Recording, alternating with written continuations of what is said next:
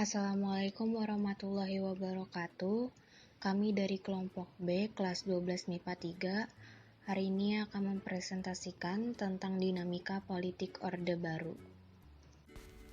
Nama saya Dewa Muhammad Fikri, absen 4, kelas 12 IPA 3. Nama saya Muhammad Tegar, dari kelas 12 MIPA 3.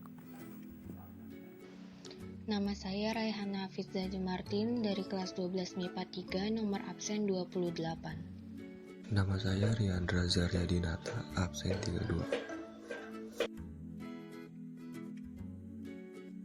Deklarasi Bangkok. Deklarasi Bangkok adalah landasan kesepakatan untuk mengadakan kerjasama regional dalam bidang ekonomi, sosial, dan kebudayaan di Asia Tenggara.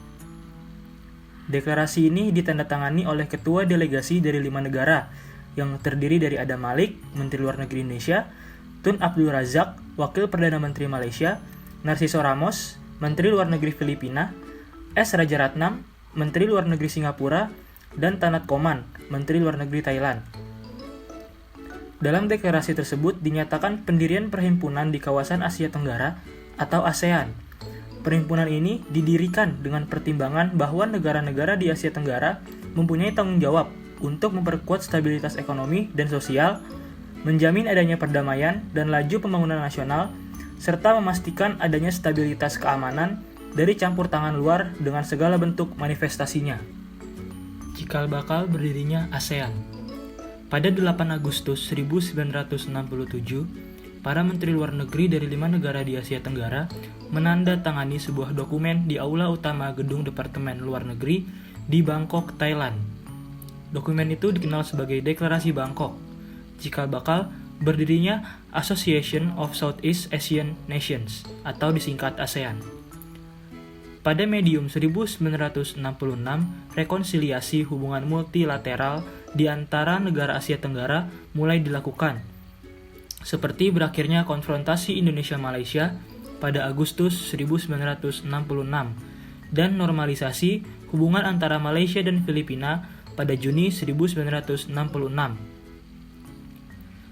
Akhir tahun 1966, Indonesia menawarkan ide ke Singapura, Filipina, Malaysia, Thailand, Kamboja, dan Myanmar membentuk organisasi kerjasama regional sebagai legitimasi persatuan antar negara di Asia Tenggara.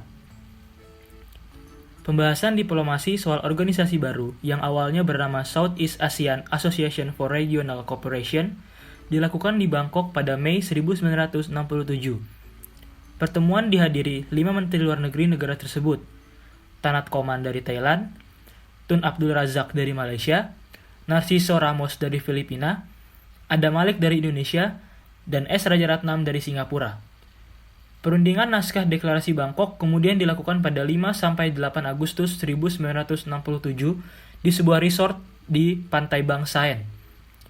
Uniknya, proses tukar pikiran antara diplomat kawakan ini dilakukan sambil bermain golf untuk mencairkan suasana karena setiap pihak mengungkapkan perspektif politik kebangsaan masing-masing yang saling bertolak belakang.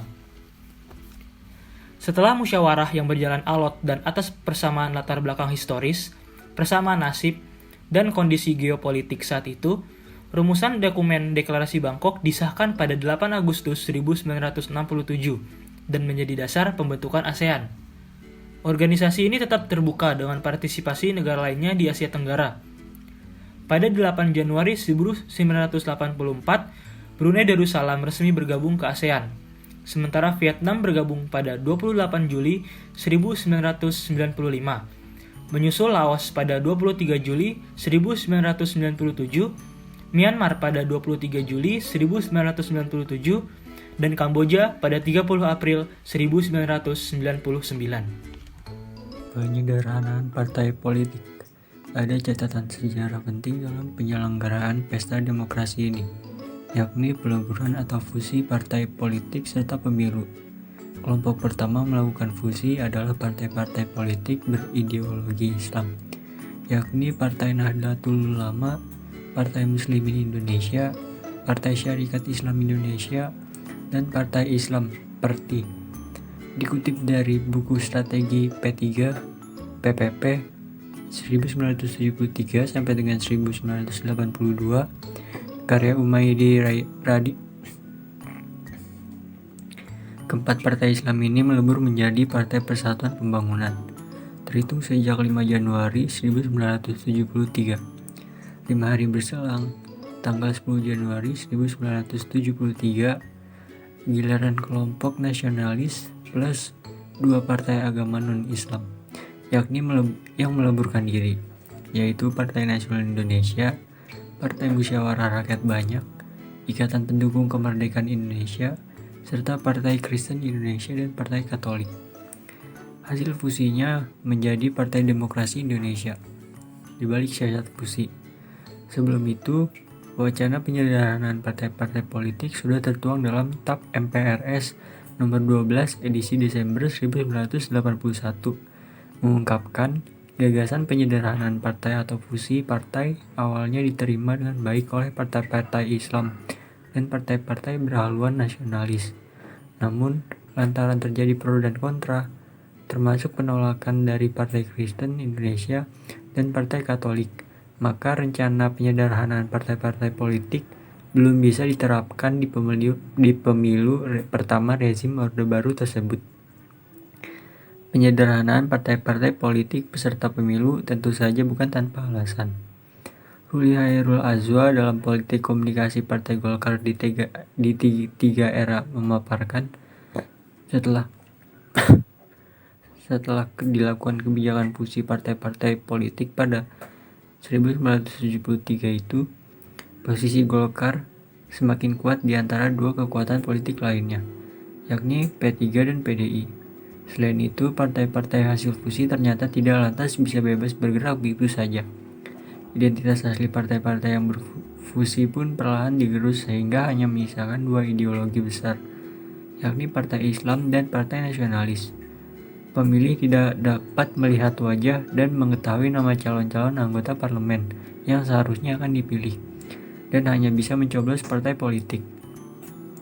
Pada masa ini banyak terjadi pelanggaran pemilihan umum untuk memastikan kemenangan partai golongan karya, dengan pembatasan partai politik dan menekan pemilih untuk memilih partai golongan karya.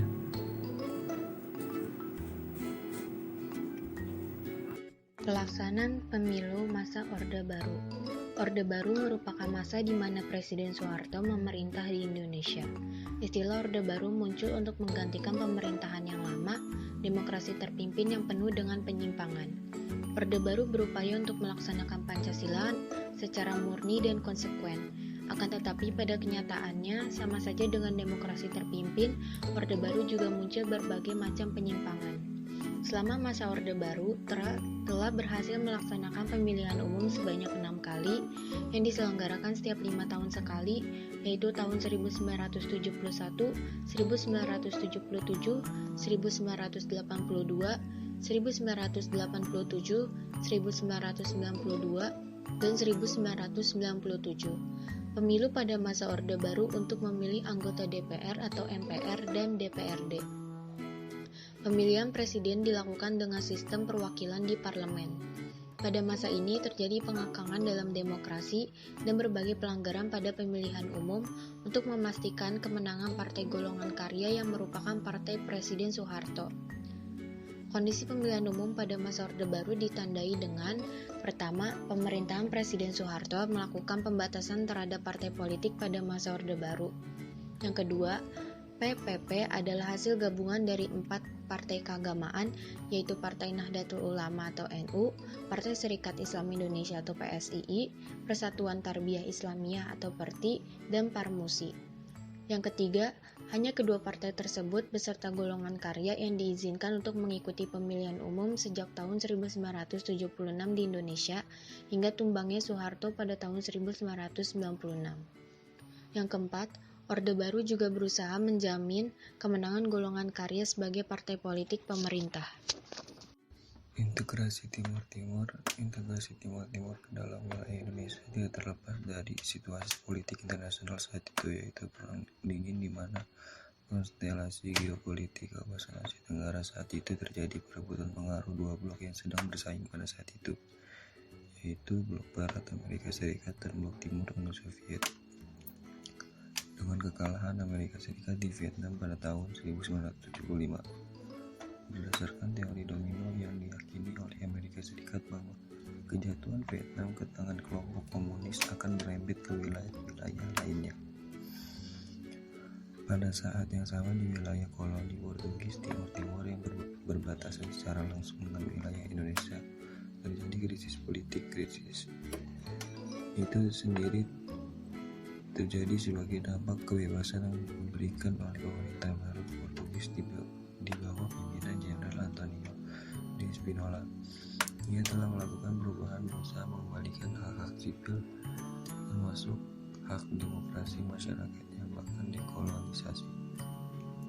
Di Timur Timur muncul 3 partai politik besar yang memanfaatkan kebebasan yang diberikan oleh pemerintah Portugal. Ketiga partai politik itu adalah União Democrática Timorense atau UDT, Persatuan Demokrasi Rakyat Timur, yang ingin merdeka secara bertahap. Untuk tahap awal, UDT menginginkan Timur Timur menjadi negara bagian dari Portugal. Kedua, Frente Revolucionaria de Timor-Leste Independent atau Fretilin Front Revolusioner Kemerdekaan Timur Timur, yang radikal, komunis dan ingin secara merdeka. Yang ketiga, Asociação Popular Democrática Timorense atau APODT, Ikatan Demokratik Populer Rakyat Timur, yang ingin bergabung dengan Indonesia. Selain itu terdapat 2 partai kecil, yaitu Kota dan Trabalhista. Ketiga partai tersebut saling bersaing, bahkan timbul konflik berupa perang saudara. Pada tanggal 31 Agustus 1974, Ketua Umum APODT Arnold dos Reis Araújo menyatakan partainya mendaki bergabung dengan Republik Indonesia sebagai provinsi ke-27. Pertimbangan yang diajukan adalah rakyat di kedua wilayah tersebut mempunyai persamaan dan hubungan yang erat baik secara historis dan etnis maupun geografis. Menurutnya, integrasi akan menjamin stabilitas politik di wilayah tersebut. Pada tanggal 31 Mei 1976, DPR Timur Timur mengeluarkan petisi yang isinya mendesak pemerintah Republik Indonesia agar secepatnya menerima dan mengesahkan bersatunya rakyat dan wilayah Timur Timur dalam negara Republik Indonesia. Atas keinginan bergabungnya rakyat Timur Timur dan permintaan bantuan yang diajukan pemerintah Indonesia lalu menerapkan operasi Seroja pada Desember 1975. Operasi militer ini diam-diam didukung oleh Amerika Serikat yang tidak ingin pemerintahan komunis berdiri di Timur Timur. Pengesahan ini akhirnya diperkuat melalui TAP MPR nomor 4 tahun 1978. Timur Timur secara resmi menjadi provinsi ke-27 wilayah negara kesatuan Republik Indonesia. Negara-negara tetangga dan pihak barat termasuk Amerika Serikat dan Australia dengan alasan masing-masing umumnya mendukung tindakan Indonesia. Terima kasih.